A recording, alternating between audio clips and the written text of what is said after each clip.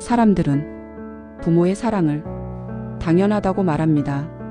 너무 가까이 있어서, 너무 오래 곁에 있어서 굳이 설명하지 않아도 알 거라고 믿습니다. 하지만 어떤 사랑은 사라지고 나서야 비로소 문장으로 다가옵니다. 이 이야기는 그런 이야기입니다. 70대의 한 어머니가 있었습니다.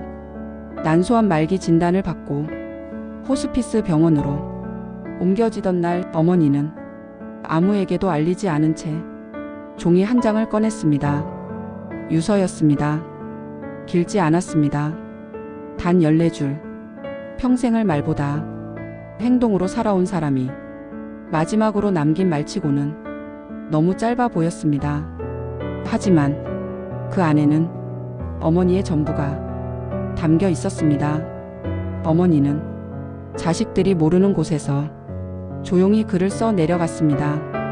눈에 띄지 않게, 부담되지 않게 끝까지 자식들답게 살아주길 바라는 마음으로 자네들이 내 자식이었음을 고맙네. 첫 문장이었습니다. 원망도 후회도 아쉬움도 아닌 고맙다는 말. 자식이 짐이 아니었고 희생이 아니었고 삶의 이유였다는 고백이었습니다. 자네들이 나를 돌봐준 게 고맙네. 어머니는 자식이 해준 작은 일들을 모두 기억하고 있었습니다. 병실에서 물 한 모금 건네던 손, 말없이 이불을 덮어주던 밤, 아무 말 없이 곁에 앉아 있던 시간, 그 모든 것이 어머니에게는 큰 위로였습니다. 세상에 태어나 나를 어미라 불러주고 젖 물려 배부르면 나를 바라보던 눈길에 참 행복했네. 어머니의 인생에서 가장 행복했던 순간은 아주 특별한 날이 아니었습니다. 아이들이 배부르게 먹고 아무 걱정 없이 자기를 바라보던 그 평범한 순간이었습니다. 그 눈빛 하나로 어머니는 평생을 버텼습니다. 남편을 먼저 보내고 세상이 무너졌을 때 어머니는 사실 많이 흔들렸다고 합니다. 아무도 없는 밤, 불 꺼진 부엌, 혼자 먹는 밥. 하지만 어머니는 무너지지 않았습니다. 험한 세상 속을 버틸 수 있게 해준 것도 자네들이었네. 자식이 있었기에 울면서도 일어났고 쓰러질 듯 해도 다시 하루를 시작할 수 있었습니다. 어머니는 자식에게 기댔다는 말을 끝까지 하지 않았지만 사실은 자식이 어머니를 살게 했습니다. 병이 깊어 하느님이 부르실 때가 가까워졌을 때도 어머니는 두려움보다 고마움을 먼저 적었습니다. 병들어 하느님 부르실 때 곁에 있어줘서 참말로 고맙네. 어머니는 혼자 가는 것이 가장 두려웠습니다.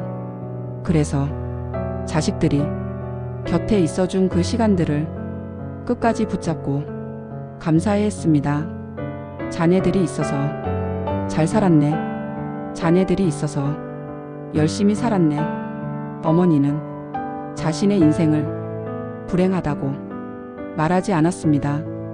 힘들었어도, 가난했어도, 외로웠어도 자식이 있었기에 충분했다고 말했습니다.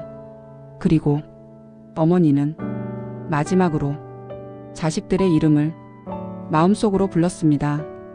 딸에게는 맏며느리 노릇하느라 버거웠을 삶을 떠올렸고, 큰아들에게는 맞이라는 이유로 참고 살아온 세월을 알고 있다고 말했고, 둘째에게는 일찍 어미를 떠나 혼자 서느라 얼마나 힘들었는지 다 알고 있다고 했고, 막내에게는 젖도 넉넉히 먹이지 못한 채 공부하느라 애쓴 걸 끝까지 마음에 두고 있었다고 적었습니다.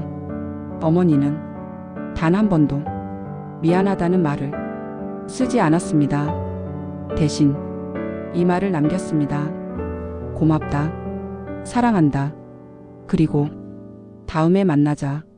그 글이 장례식장에서 읽히던 날 사람들은 말을 잃었습니다.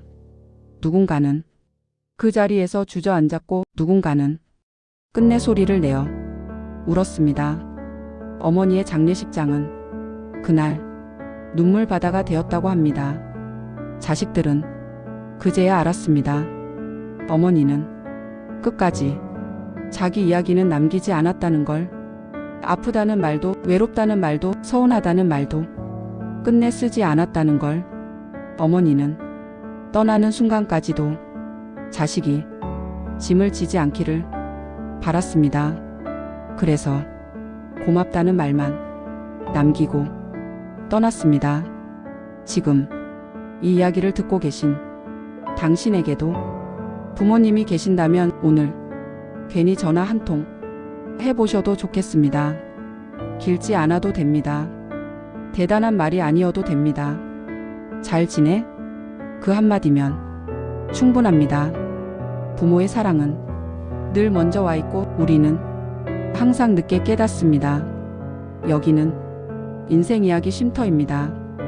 오늘은 당신이 조금 울어도 괜찮고 아무것도 정리하지 않아도 괜찮습니다. 그저 여기서 잠시 쉬어가도 괜찮습니다.